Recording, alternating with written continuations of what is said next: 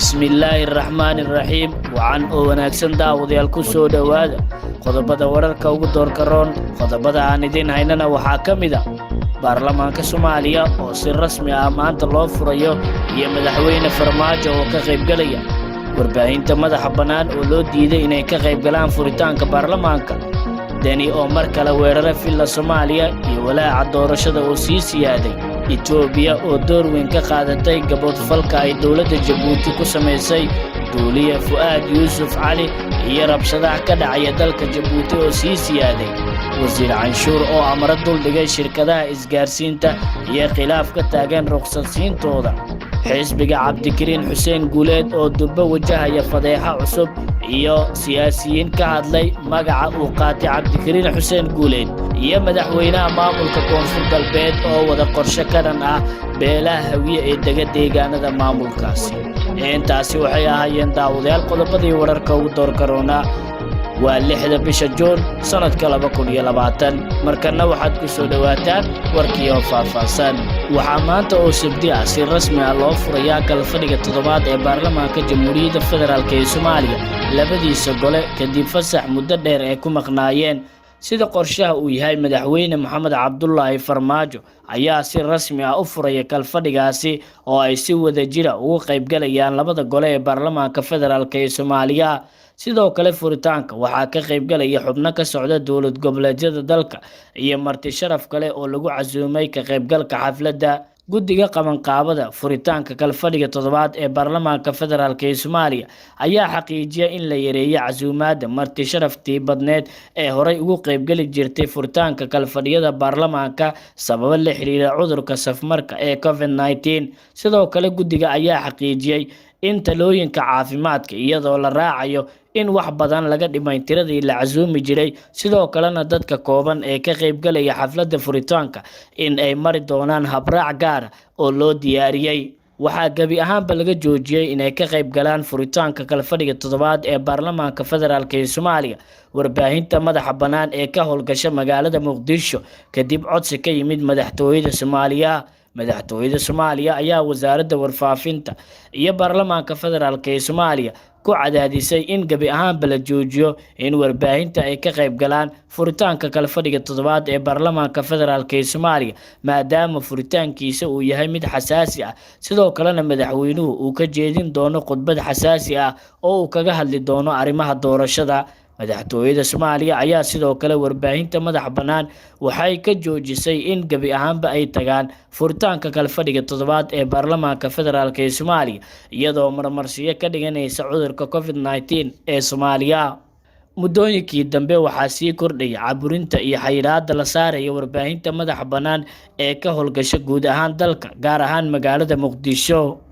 xariga iyo dhibaatada ay dawladda Jabuuti u geysatay duuliye Fuad Yusuf Ali ayaa door muhiim ah waxa ka qaadatay dawladda Itoobiya sida uu baahiyay raadiyaha Faransiiska raadiyaha oo fadhigiisa uu yahay magaalada Paris ee caasimadda dalka Faransiiska ayaa baahiyay in dawladda Itoobiya ay u gacan gelisay dawladda Jabuuti duuliye Fuad Yusuf Ali xilligaas oo uu baxsad ku ahaa caasimadda dalka Itoobiya ee magaalada Addis Ababa maadaama uu cadaalad daro aad u baahsan lagu kacay duuliyaha ayaa 27 bishii Maars u taxaabay dhanka Itoobiya xilligaas oo uu wajahayo cadaalad daro baahsan oo uu sheegay in uu kala kulmay militariga dalka Jabuuti midaas oo ku kaliftay inuu u baxsado dalka Itoobiya duuliye Fuad ayaa ka tirsanaa ciidamada cirka Jabuuti muddo ka badan 9 sano isagoo muddooyinkii dambe wajahaya cadaalad daro aad u baahsan sida uu ku sheegay muuqaal uu iska soo duubay Itoobiya ayaa duuliye Fuad ka qabatay gudaha magaalada Addis Ababa oo uu ku sugnaa iyadoo u gacan gelisay dawladda Jabuuti duuliyaha ayaa loo gacan geliyay dawladda Jabuuti xilli uu ku howlanaa gudbinta codsi uu ka dalbanaya dawladda Itoobiya oo la xiriira mangaliyo maadaama uu caasimadda Itoobiya u baxsaday muddana uu ku sugnaa tallaabada ay dawladda Itoobiya ugu gacan gelisay Jabuuti duuliyaha ayaa u muuqda mid ay ku raaligelinayso dowladda Djibouti oo uu kala dhaxeeyo xiriir wanaagsan oo dhanka diblomaasiyadda ah iyadoo dhinaca kalena u muuqanaysa mid door muhiim ah ka qaadanaysa dhibaatada ka dhan ah Fuad ee lagula kacayo. Duuliye Fuad ayaa dhawaan xabsi uu ku jiray oo suuli dhexdiisa ahaa ka soo duubay muuqaal qiiro leh midaas oo sababtay kacdoon shacab oo ka dhana dowladda Djibouti ee uu hogaamiye madaxweyne Ismaaciil Cumar Geele. saacadihii u dambeeyay magaalada Djibouti waxaa gilgilay mudaharaadyo xoogan oo looga soo horjeeday xariga duuliyaha iyo sidoo kale guud ahaan maamulka madaxweyne Ismaaciil Cumar Geele. dhanka kale gobolka Cali Sabiix waxaa ka dhacay salaadii Jimcaha kadib banaanbaxyo aad u ballaaran oo looga soo horjeeday askariga iyo duuliyaha ka tirsanaa militariga dowladda Djibouti. mudaharaadyo careysan ayaa taayiro ku gubay wadooyinka waaweyn ee gobolka Cali Sabiix iyagoo dalbanaya in la sii daayo duuliye Fuad Yuusuf Cali oo horey ugu tirsanaa saraakiisha ciidamada cirka ee dowladda Djibouti. mudaharaadyada noocan oo kale ah ayaa guud ahaan waxay ka dhacayaan dalka Djibouti iyadoo dowladda Djibouti ay xabsiga dhigtay dhowr qof oo ka dambeeya abaabulka kacdoon shacab oo weli ka soconaya dalkaasi. wasiirka arrimaha gudaha ee dalka Djibouti Muumin Axmed Sheekh ayaa u digay banaanbaxayaasha isagoo ka dalbaday inay joojiyaan haddii kalena ay la kulmi doonaan ciqaab adag.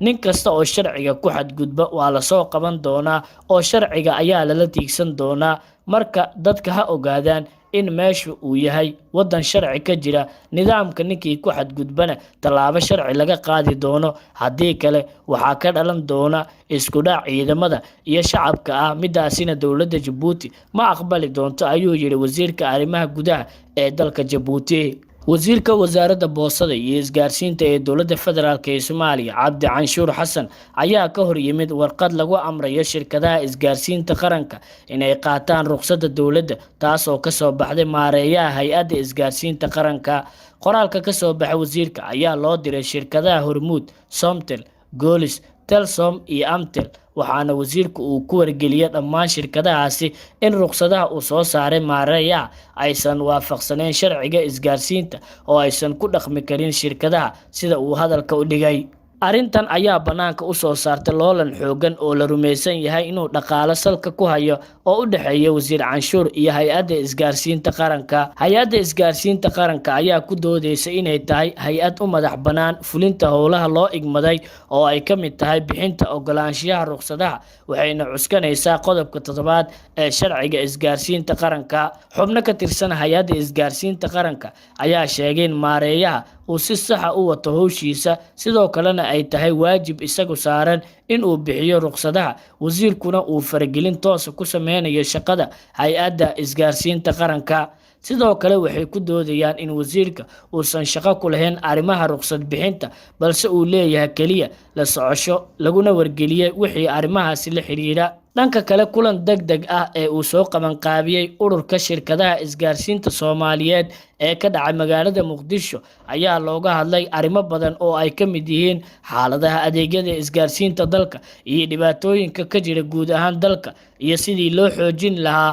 horumarka isgaarsiinta iyo tiknoolajiyadda oo ay qayb weyn ka qaadanayso horumarka dalka.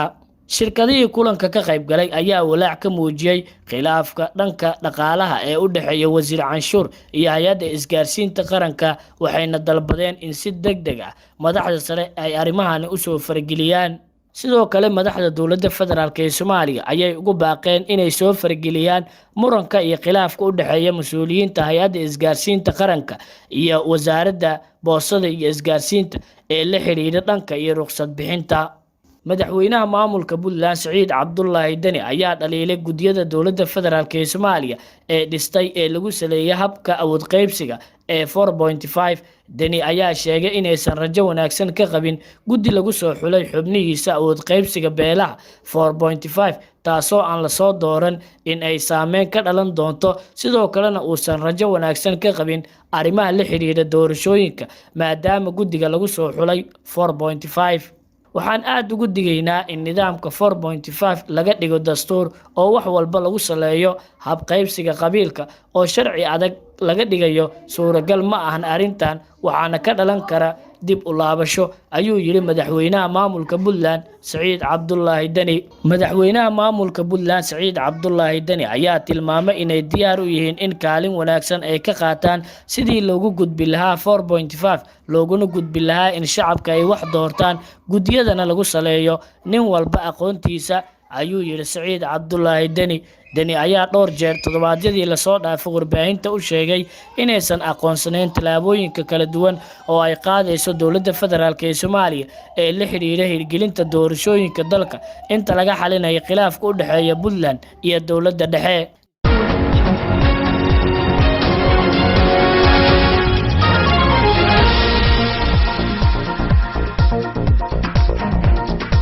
Audio Jungle.